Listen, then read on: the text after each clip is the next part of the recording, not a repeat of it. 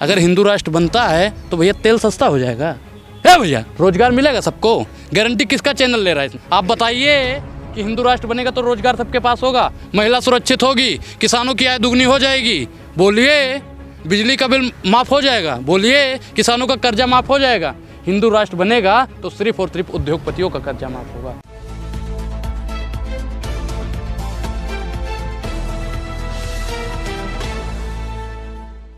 सबसे पहला सवाल अनुराग ओझा आपसे ये है कि जितने भी हिंदू संगठन हैं वो लगातार जो है मांग कर रहे हैं कि जो हमारा देश है उसको हिंदू राष्ट्र घोषित किया जाए। इसको आप किस तरीके से देखते हैं, क्योंकि आप एक हिंदू हैं? बिल्कुल, अगर संविधान इजाज़त देता है तो हिंदू राष्ट्र बनाइए, अनुराग को कोई दिक्कत नहीं है। ये देश संविधान से चलेगा, लोकतंत्र से चलेगा। एक देश धर्मनिरपेक्ष है, पंथ निरपेक्ष है।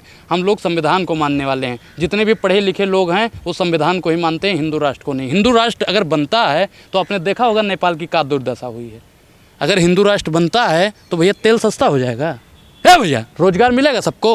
गारंटी किसका चैनल ले रहा है इसमें से? नेशनल दस्तक लेगा, नया भारत टीआरपी लेगा भैया, लेगा, लेगा भैया, डेली हिंद लेगा, आपकी गारंटी लेगा कि सबको रोजगार मिलेगा। बताइए किसका चैनल गारंटी ले रहा है? तो कांग्रेस में आप डीएसपी थे क्या? कांग्रेस की सरकार में आप डीएसपी थे क्या? बिल्कुल नहीं, मैं तो कांग्रेस की सरकार में भैया वोट डालने के लायक भी नहीं था। भाजपा की सरकार में हुआ हूँ और वोट दिया है तो उन्हीं से सवाल पूछूंगा। सवाल तो पूछ रहा हूँ ना। आप बताइए कि हिंदू राष्ट्र बनेगा तो रोजगार सबके पास होगा, महिला सुरक्षित होगी, किसानों की आय दुगनी हो जाएगी, बोलिए, बिजली का बिल माफ़ हो जाएगा, बोलिए, किसानों का कर्जा माफ़ हो जाएगा। हिंदू राष्ट्र बनेगा तो सिर्फ और सिर्फ उद्योगपतियों का कर्जा माफ़ होगा। अगर हिंदू राष्ट्र बनेगा तो सिर्फ और सिर्फ संघियों का कर्जा माफ़ होगा। तो मुस्लिम राष्ट्र चाहते हैं क्या? नहीं, हम क्या करें, हम संविधान राष्ट्र चाहते हैं। कुछ मौलाना आ रहे हैं मुस्लिम राष्ट्र के पक्ष में, तो उनको भैया जेल हो गई होगी, जेल हो गई होगी, क्योंकि भैया ये पार्टी ही मुस्लिम विरोधी पार्टी है, भारतीय जनता पार्टी। हमने पहले भी कहा है कि ये पार्टी मुस्लिम विरोधी पार्टी है।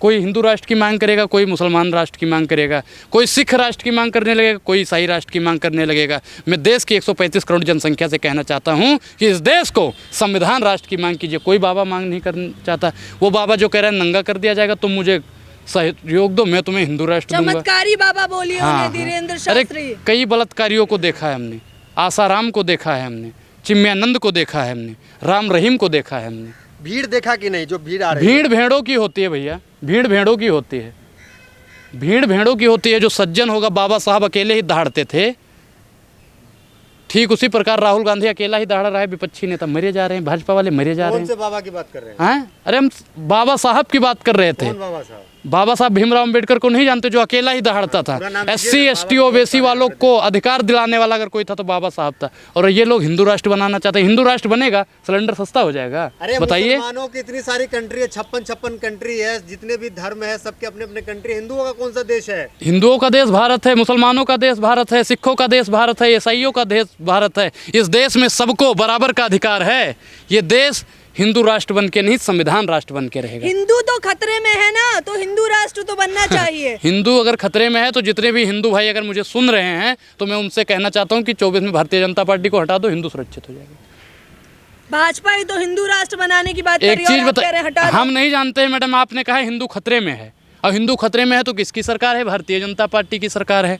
तो कह तो रहे हैं 24 में लाइए, फिर देखिए। अच्छा, फिर और खतरे में कर देंगे, फिर और खतरे में कर देंगे, फिर बहाना ढूंढते हैं। भारतीय जनता पार्टी वाले सिर्फ और सिर्फ बहाना ढूंढते हैं। ये जीतने का एक इनका मोहरा है। और जितने भी पढ़े लिखे लोग हैं ना, एक आपने कहावत सुनी होगी कि अफसोस इस बात का नहीं है कि धर्म का धंधा हो रहा है, अफसोस तो इस बात का है भाइयों बहनों कि पढ़ा लिखा भी अंधा हो रहा है। अगर हिंदू राष्ट्र आपको नहीं चाहिए तो टोपी पहन के बोलिए, ये भगवा पहन के क्यों बोलते हैं? भगवा किसी के बाप का है?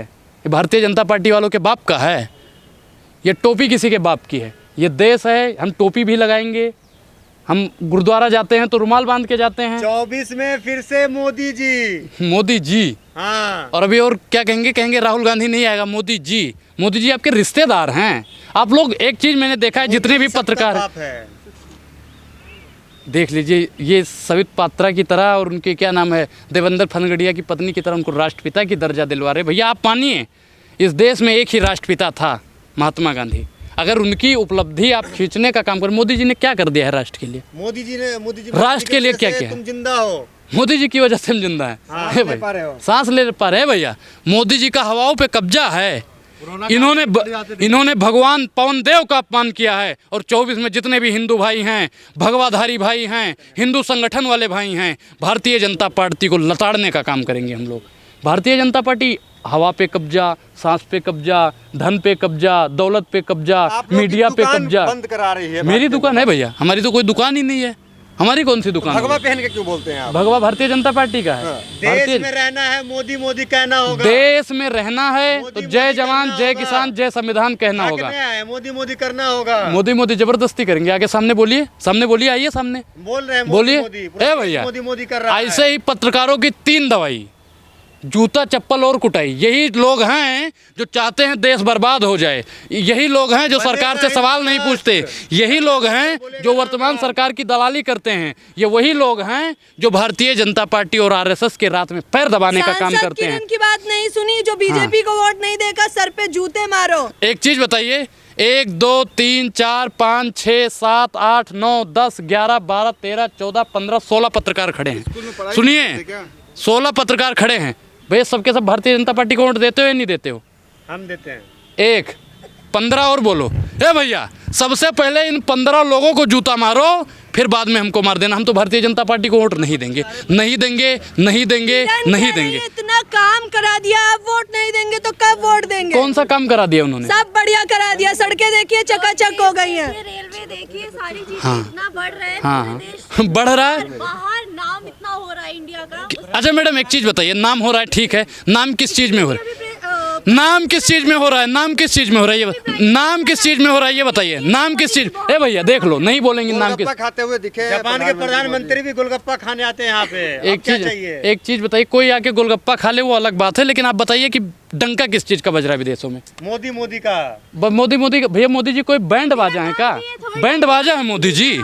मोदी जी वो ड्रम है, ड्रम समझते हो ना, जिसे बजाया जाता है ढम ढम ढम ढम ढम। मोदी जी ड्रम है। आप मोदी जी को पिटवाने की बात करती हो मैडम? सोच के बोल रहे हैं। बिल्कुल। अरे मैडम, मैं पूरे होश और हवास से बोल रहा हूँ, हाँ। पूरे होश। आपने कहा डंका मोदी जी का बज रहा है, कह रहे मोदी मोदी बज रहा है, तो मोदी जी ड्रम होंगे तभी तो मोदी मोदी की आवाज उसमें से निकल रही होगी। आप बताइए डंका किस चीज का बज रहा है, गिनवाइए। अच्छे दिनों का डंका बज किस रहा चीज है। का काम बताइए? काम किया होगा, क्या काम क्या किया है बताइए? विश्व में डंका बज रहा है। शौचालय बनवा दिया, हाँ, रोड बनवा दिया, किसी ने पूरा देश बना दिया, किसी ने पूरा देश बना दिया और उसने ढिंढोरा नहीं पीटा। भारतीय जनता पार्टी शौचालय बनाने के बाद ढिंढोरा पीट रही है। कांग्रेस ने बर्बाद किया है, बर्बाद देश बर्बाद। एक चीज बताइए, सुनिए, हम अभी आपको हम चाइना ही भेजेंगे। ऐसे ही चाटुकारिता करते रहे तो अभी हम चाइना ही आपको भेज देते हैं।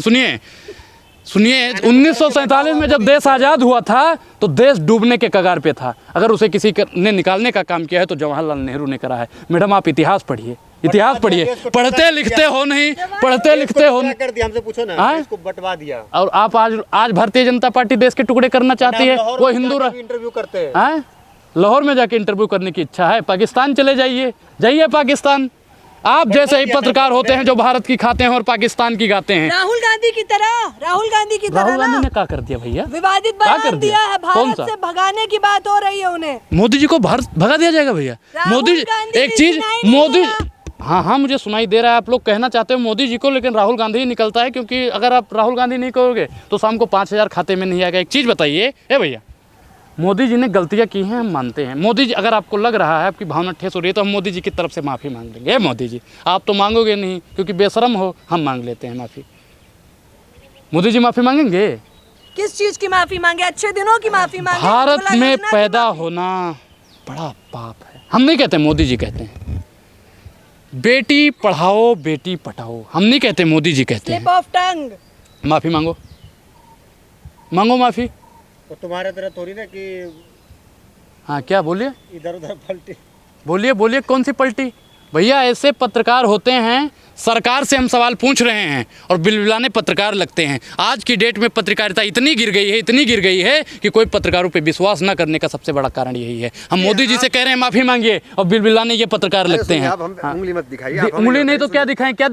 पद्म भूषण ला के सम्मानित दिए, पद्म भूषण ला के सम्मानित कीजिए। बोलिए मोदी जी माफ़ी मांगे, बोलिए मोदी जी माफ़ी मांगे, बोलिए मोदी जी माफ़ी मांगेंगे नहीं। सोशल मीडिया पे हमेशा आरोप। मैं क्या कह रहा हूँ? मैं मीडिया ही बता रहा हूँ, मीडिया ही दलाली करती है, सोशल मीडिया ही सच्चा मीडिया है। मैं बोलता हूँ सोशल मीडिया के उंगली तो जरिए आप हम पे दिखा रहे हैं ना, हैं? उंगली तो आप हम पे दिखा रहे हैं। हमने ये सोचा कि अंजना ओम कश्यप के बगल में वो तिहाड़ी सुधीर चौधरी खड़ा होगा, इसलिए मैंने उंगली दिखा दी। क्षमा चाहते हैं इसके लिए, हम तिहाड़ियों को अच्छा, बोलते आपने हैं। माफी मांग ली। माफी नहीं, हम समारकर नहीं हैं। सुनिए, भी माफी मांगेगा आप? राहुल माफी मांगेगा, उसका नाम राहुल गांधी है, राहुल समारकर नहीं। भारतीय जनता पार्टी वाले माफी मांगेंगे और जीवन भर ये आजादी से लेकर आज तक माफी मांगते आ रहे क्यों हैं। माफी इन्होंने मांगेंगे? 1947 में सवाल तो यही है। हाँ? क्यों माफी मांगेंगे? समारकर ने माफी क्यों मांगी थी? अंग्रेजों से बचना है। महान अच्छा, वो महान है, जो अंग्रेजों से माफी मांग ले वो वीर हो जाता है। बहुत बढ़िया। हे मोदी जी, आप अभी तक गब्बर शेर थे, 56 इंच का सीना था। आप एक बार माफी मांग लीजिए महिलाओं से, युवाओं से, किसानों से, जवानों से, आप भी वीर भी बन जाओगे। फिर आपका नाम लिखा जाएगा दामोदर दास नरेंद्र मोदी वीर, जिसने 2023 में मांगी माफ़ी। इतिहास में पढ़ाया जाएगा।